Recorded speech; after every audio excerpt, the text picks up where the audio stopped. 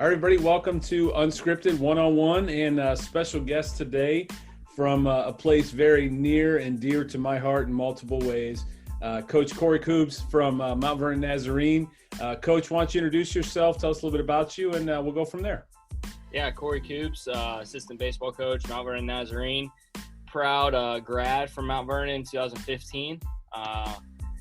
Before I got to Mount Vernon, I went to Marion Pleasant High School, where I was able to have a lot of fun and kind of start my passion for coaching through a lot of different things, getting to play different sports, play for my dad. So that kind of really shaped a lot of my life and how I got to this point. So that's a little bit of how we got to this part of the journey. Very cool. And I promise, and you and I have exchanged some texts, but I promise one thing I'm not going to do is ask about a certain right-hander that plays for you now that may or may not have grown up in my house. So promise I'm not going to ask that question. We won't go there because I don't want to embarrass him. You know, I'll probably embarrass him enough by bringing that up. Oh, and good fun.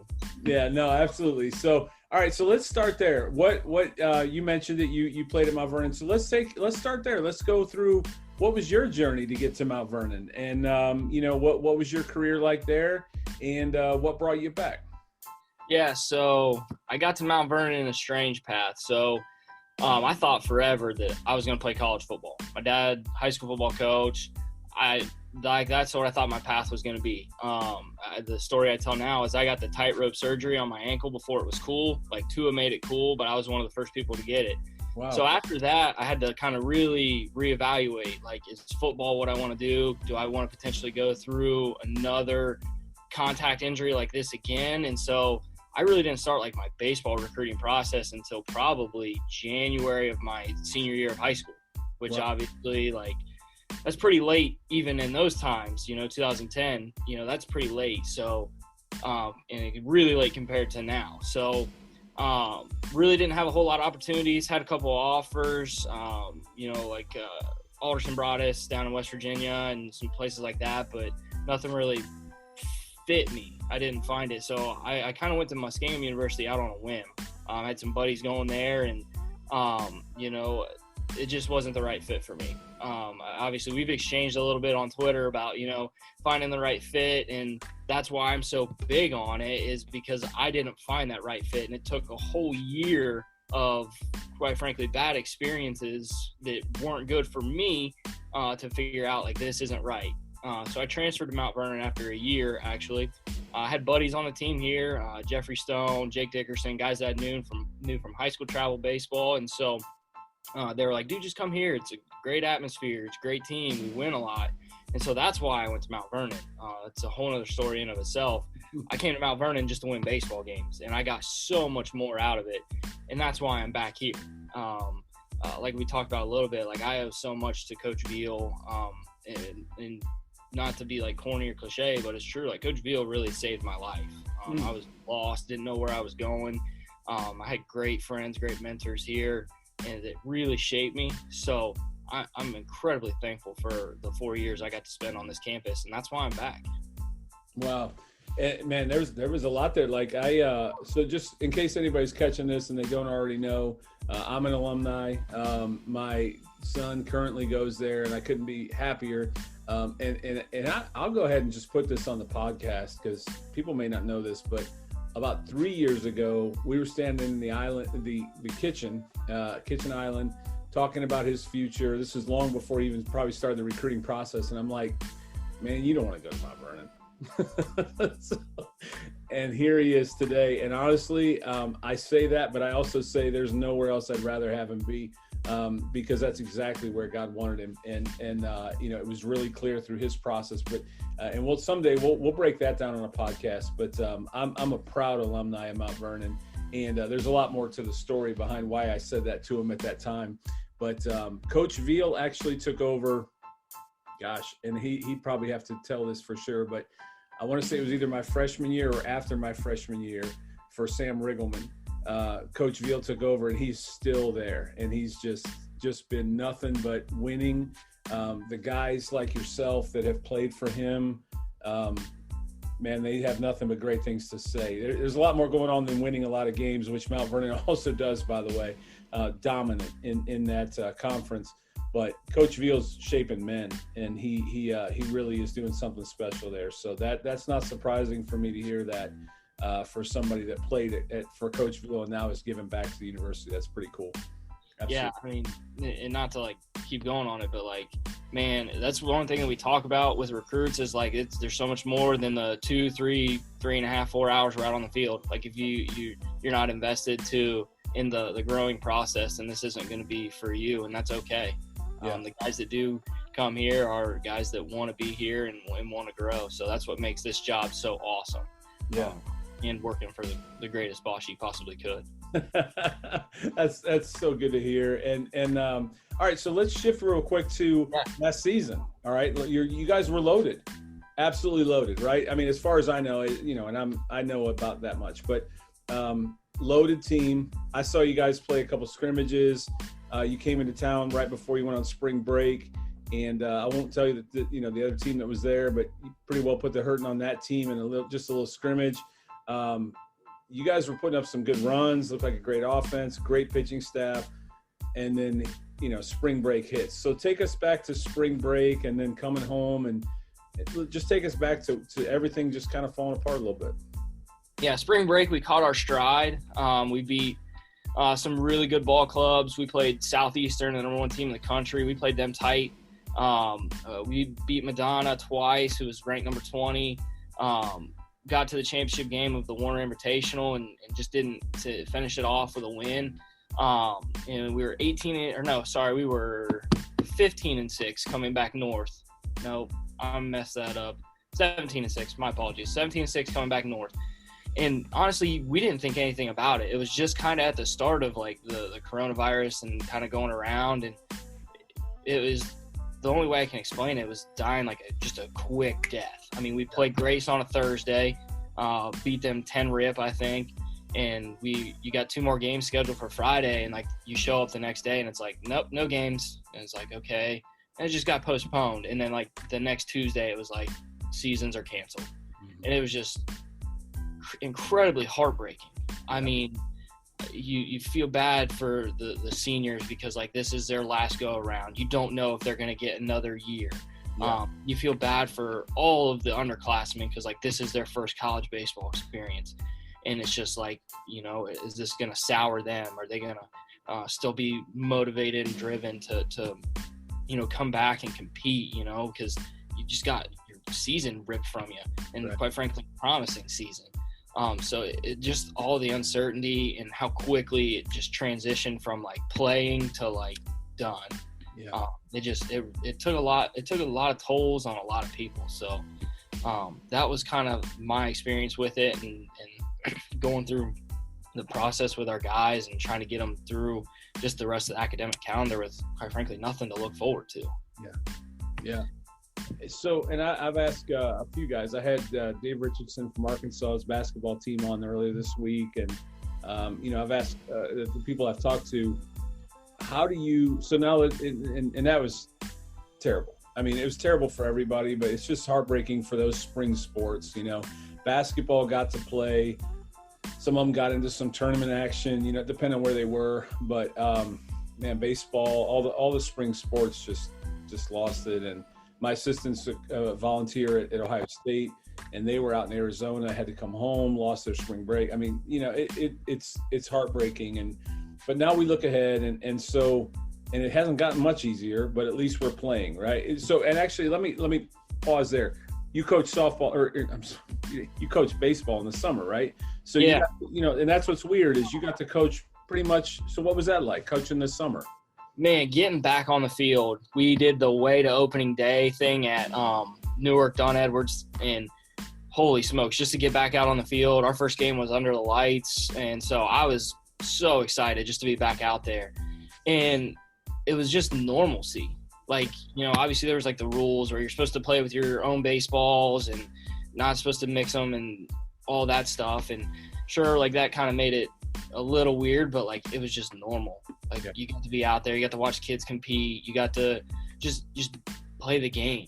And so that was probably the most rewarding part of the summer, was just playing, watching kids play, kind of carefree, like there's nothing going on in the world. And then when you leave the ballpark for the day, it was like, okay, back to reality. But man, it was like I said, there's nothing strange about being on the ball field again. So that was really thankful for that, because I don't know how I would have done it from, March all the way to August for fall ball.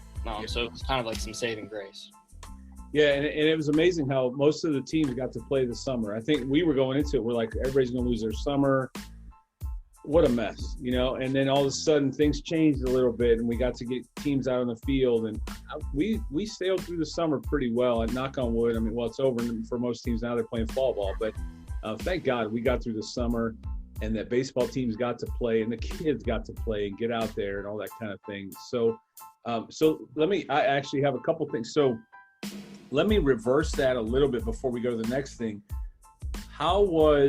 So I assume in the summer you probably do some recruiting stuff for Mount Vernon, or no? So you go out and games? Well, every day. So I could tell stories about that, but yes. Yeah, so I'm curious, what was it like this summer? Because I know, like in Columbus, there weren't a lot of games. Normally you have games at the high schools, and you have games, let's just throw out the Worthington Wood Bat, for example, or Buckeye Elite. Those are all local, and you can probably get around that 270 loop and get to see a lot of games. I think a lot of those had to be pushed further out for whatever reason. We can probably talk about that on another call. But for whatever reason, a lot of games were played in the Dayton, Newark, Chillicothe. They were spread out. So what was it like recruiting all summer on top of, playing in those things? But how did you guys, has that changed? Was it difficult this summer recruiting because of COVID and all those changes? Honestly, I don't know if it was harder or easier. You just felt like you were going to the same place all the time. For the first month, it felt like, Newark was where you were. Like, that's what it felt like. And then, like you said, Dayton, Cincinnati, like those two areas were pretty popular. But it was like Waterworks Park and Westchester Baseball Complex. And there's a third place that had like 3 fields. And it felt like you were always at those places. Yeah. So it made it easier from that sense, and you weren't running all over the place.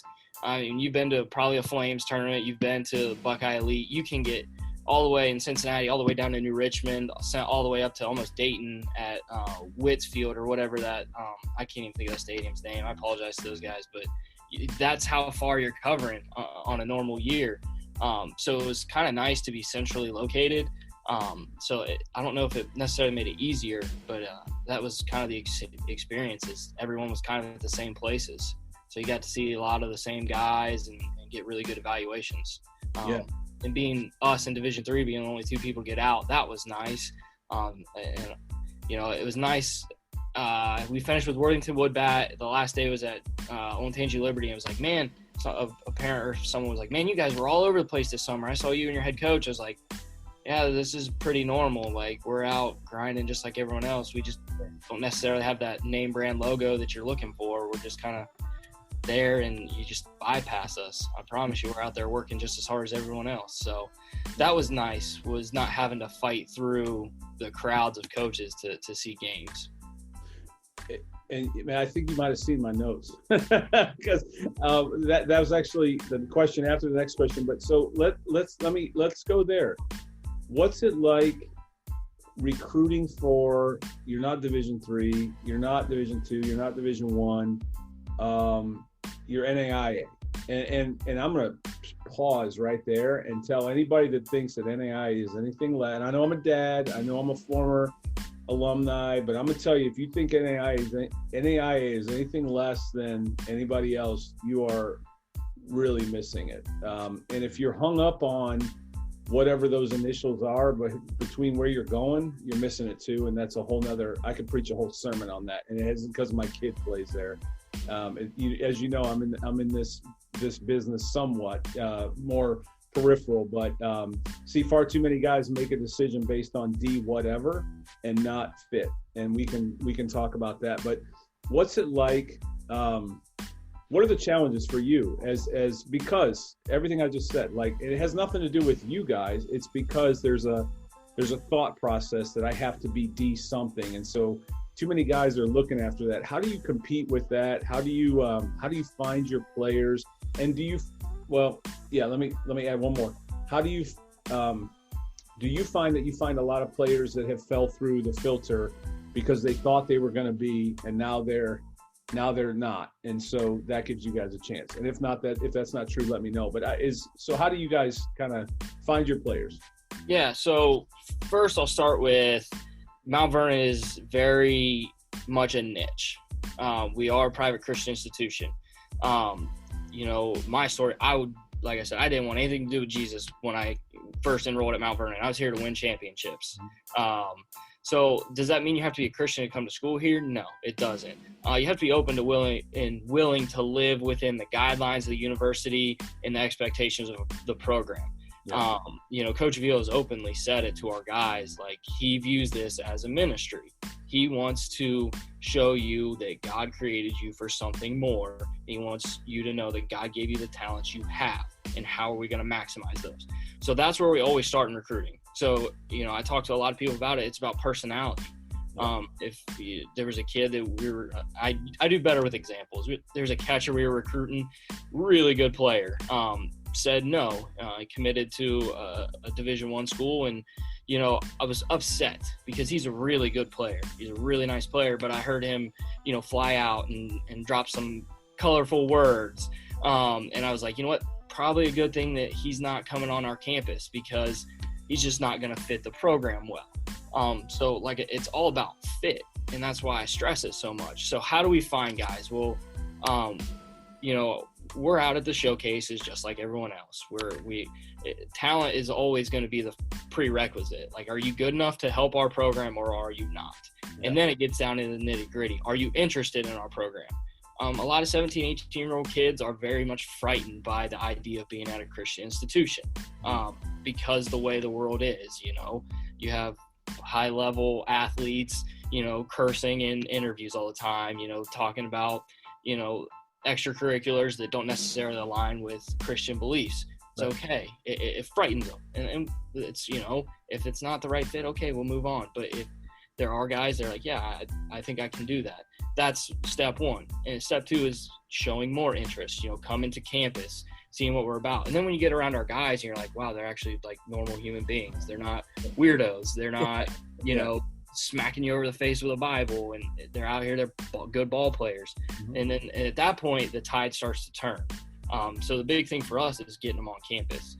Coach Veal, he's been at it for 41, 42 years. I don't know. I apologize. I should know that, but he's got so many connections. There's a lot of guys that you referred to him like, hey, I think he would fit your program or fit the culture and all of that stuff. So that's kind of the process of sifting through who's going to come to Mount Vernon and play for us. And I think you said something about guys falling through the cracks.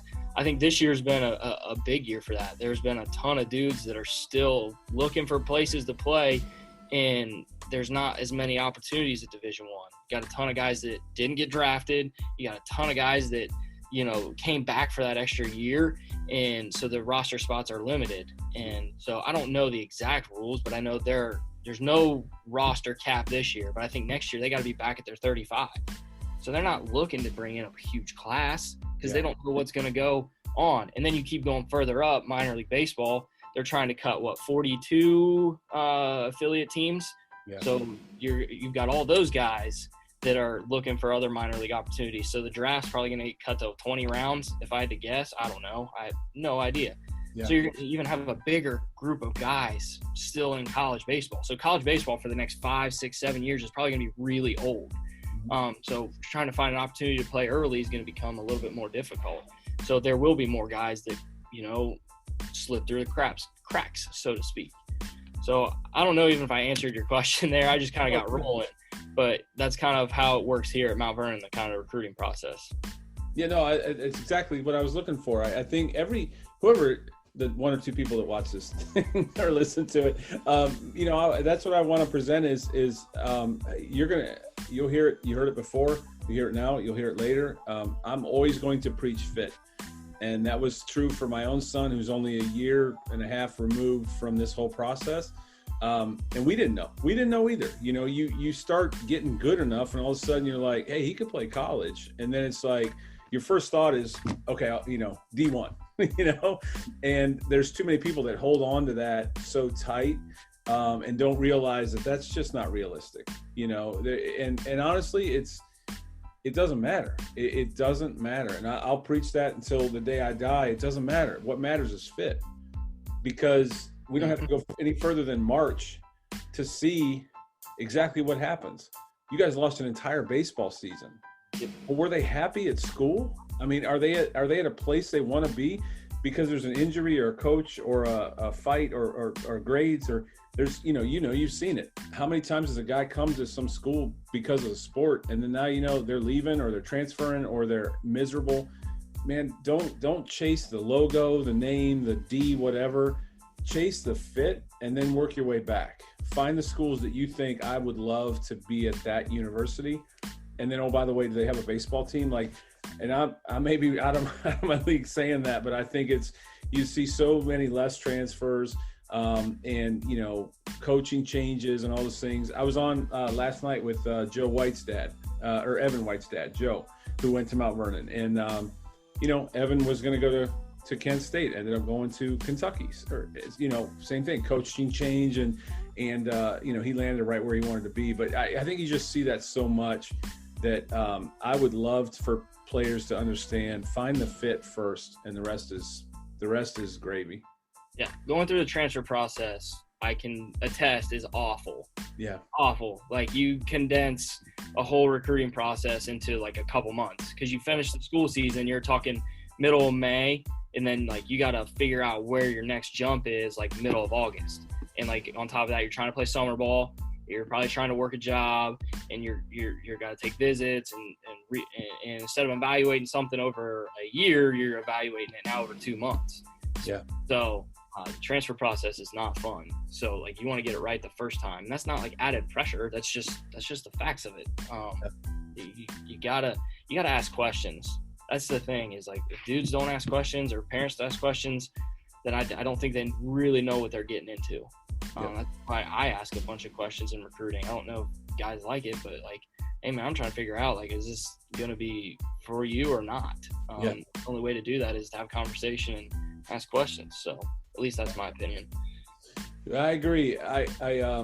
So let's look ahead now. What's you guys are now, you're in it. And as I understand from my source close to the team, you're in groups. That's how you're practicing, is rotation. So take us through, what does practicing in a COVID world look like for Mount Vernon Nazarene? Keeping distance. We got the position guys split up, playing out of the 2 dugouts. So we like to inter-squad a lot. That's kind of how we roll here.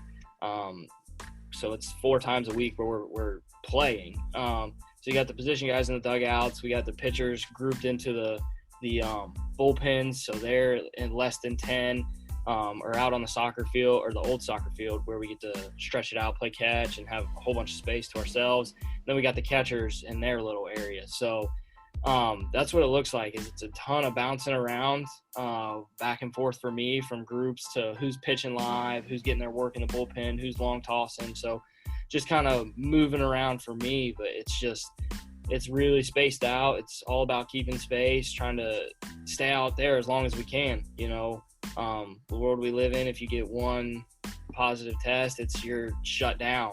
Right. I know my dad's a high school football coach still. I know the school he's coaching at, they had one positive test, and like they got shut down for 2 weeks.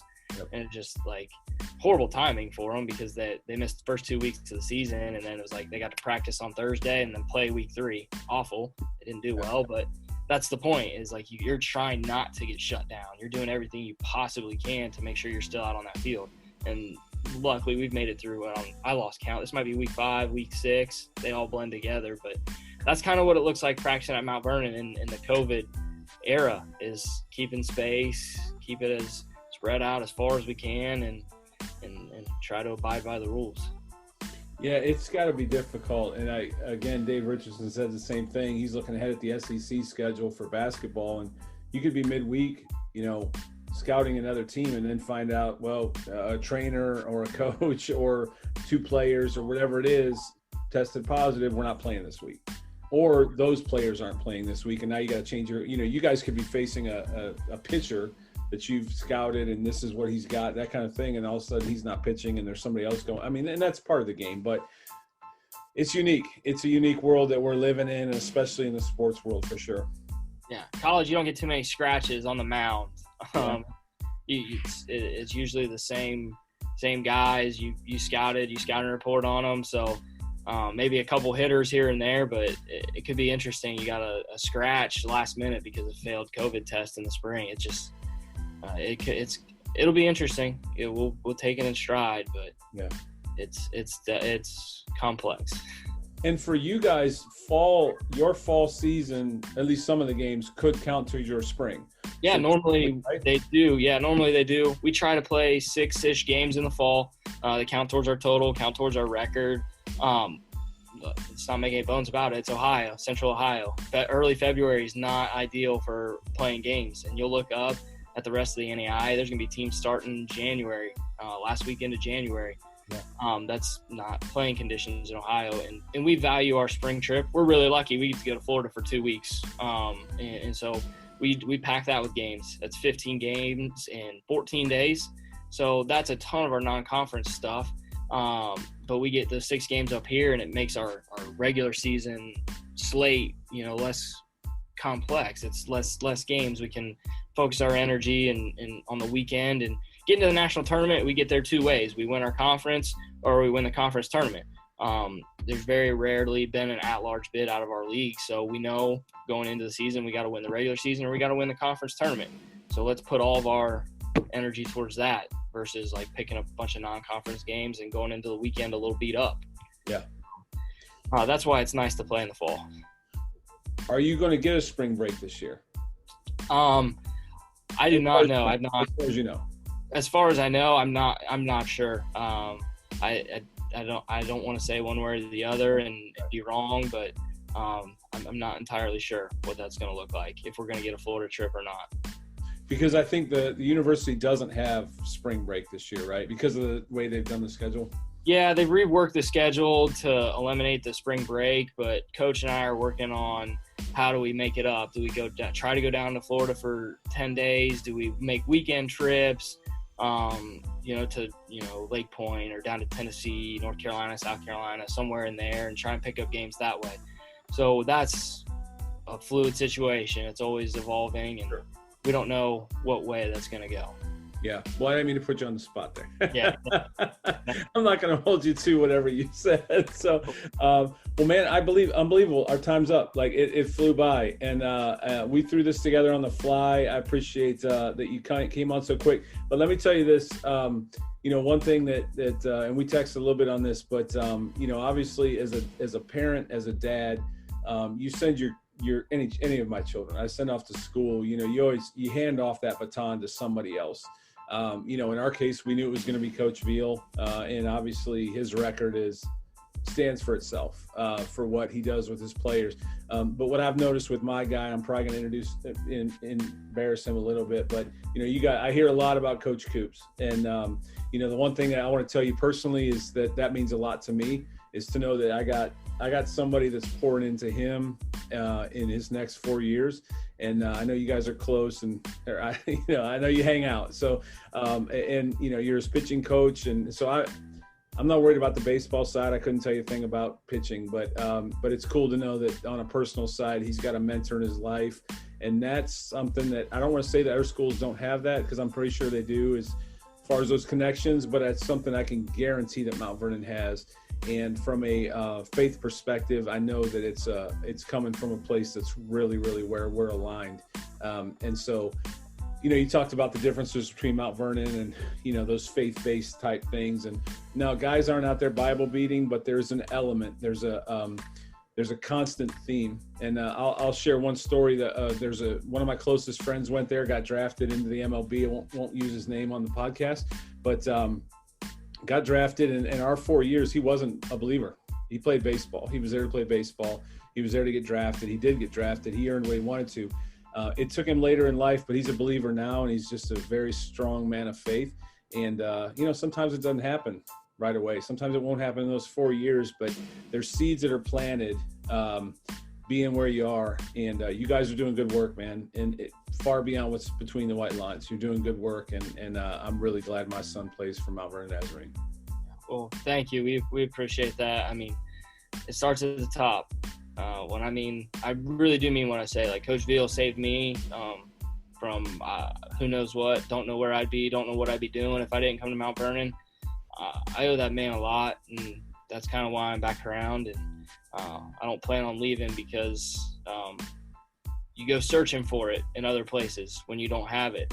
And Coach Veal facilitates it, and he's as real as they come. And I'm incredibly lucky to work for him, and he does an unbelievable job of just mentoring young men. And so if you're out there looking for a place to grow and come and get better as a person, and grow your faith and take ownership of it, nobody does it better than Keith Veal. So like I said, I appreciate the kind words, but I do it as a direct reflection of that man. So, well, and that's leadership. From him to you to the players. And I echo what you say. I know I'm an alumni. I know I might be a little bit biased, but again, remember, I told my son 3 years ago, you don't want to go there. It wasn't a bad thing. It was just that's not something on your radar. Let's look some other places, because maybe I had those other big dreams. But if you're a baseball player, you want to win a lot of games, you want to grind, you want to play some great baseball, don't overlook Mount Vernon. I'm telling you, it'll be the best 4 years of your life. So thanks, man. I know this was short notice. Thanks again. Everything I said earlier, and thanks for coming on. Absolutely. I appreciate you having me on. This was fun. We'll do it again. Cool, man. Good luck this season, and I'm sure we'll see. I hope I'm allowed to come watch something, but hopefully we'll see you around the diamond, and if not, we'll be live streaming or something. So best of luck to you guys. Yeah, thank you. All right, Coach. Thank you. Yeah, bye.